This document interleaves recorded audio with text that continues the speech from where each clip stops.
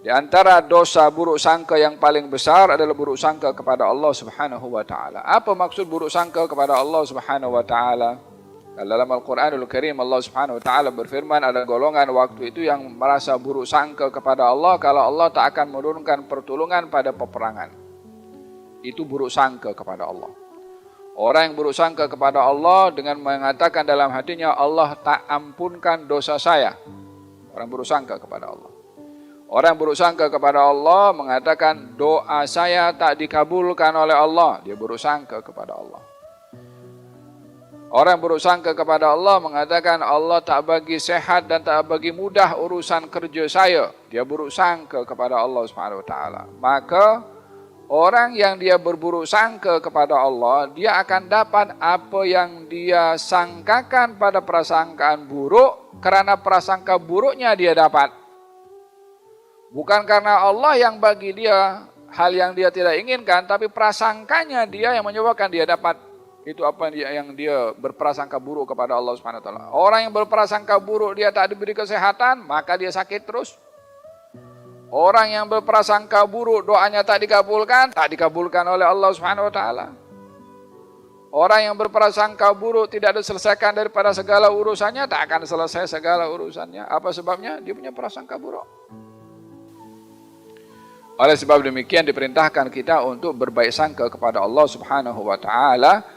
Ana inda dhanni abdi bi falyadhunna bi ma syaa. Saya ini ada pada prasangka hamba saya. Kurang apa lagi Allah Subhanahu wa taala tempatkan zatnya yang maha agung, yang maha perkasa ini. Saya akan tempatkan diri saya pada prasangka hamba. Terpulang hamba itu akan punya prasangka apa? Diserahkan oleh Allah kepada hamba itu. Punya prasangka apa?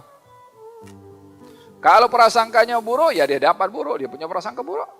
Kalau prasangkanya baik, maka dia pun juga akan diberikan kebaikan. Oleh sebab itu Imam Abdullah bin Al-Haddad mengatakan, wali husnil dhanni ulazim fahuwa khilli wa halifi wa anisi wa jalisi tula laili wa nahari. Ya salam. Ini kalimat begitu indah diungkapkan oleh Imam Abdullah bin Al-Haddad tentang husnul dhan, baik sangka. Katanya dengan baik sangka ulazim, saya lazimkan diri untuk berpegang kepada baik sangka. Apakah kedudukan baik sangka bagi Imam Al-Haddad? Katanya fahuwa khilli. Itu baik sangka adalah saya punya teman rapat. Kemudian wa anisi. Itu baik sangka adalah teman hibur kepada saya. Wa halifi. Baik sangka itu kawan yang menyokong kepada saya. Kemudian fa huwa khilli wa halifi wa anisi wa jalisi. Teman yang setia dengan saya. Apa itu semua? Baik sangka. Oh, apalagi kurang. Orang dapat semua itu. Teman rapat, teman yang menghibur, teman yang membela, dan teman yang setia. Oh, kalau orang dapat satu teman saja sifatnya macam ini, khalas, tak perlu orang lain sudah di dunia ini. Kata Imam Syafi'i mengatakan, salamun ala dunya idza lam yakun biha sadiqun saduqun sadiqul wa'di munsifa. Teman ini menjadi tempat yang paling menentukan kehidupan seseorang bahagia atau tidak. Ingin berteman dengan husnul dhan. Pegang itu husnul dhan. Walihada, kalau kita diperintahkan untuk berbaik sangka, yang dilarang adalah berburuk sangka. Dan dosa yang besar bagi buruk sangka ini adalah buruk sangka kepada Allah Subhanahu wa taala. Walihada, kalau kita berdoa kepada Allah Subhanahu wa taala, kita kena berbaik sangka dan yakin kalau doa kita dikabulkan. Sallallahu wa anta muqinun bil ijabah. Mintalah kamu kepada Allah dalam keadaan kamu yakin doa kamu itu dikabulkan oleh Allah Subhanahu wa taala. Kalau dalam Al-Qur'an Allah bercerita apa itu?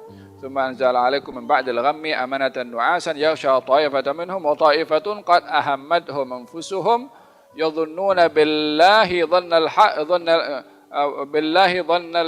jahiliyah. Yadhunnuna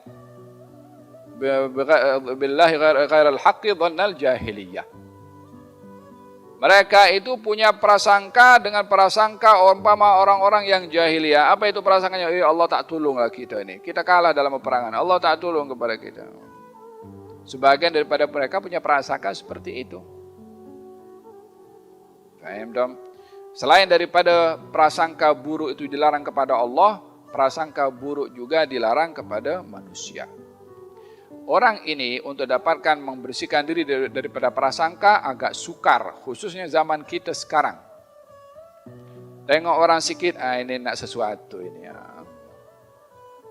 Tekan bel, ada orang tekan bel, tingkap dulu apa dia, buat map ke, buat apa dia, tingkap, tengok dulu apa dia punya cerita ini.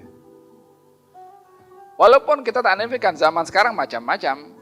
Kadang-kadang orang pakai songkok ternyata dia pencuri. Kita tak tahu, memang perlu berhati-hati. Beza antara kita berhati-hati dengan meletakkan buruk sangka kepada orang lain.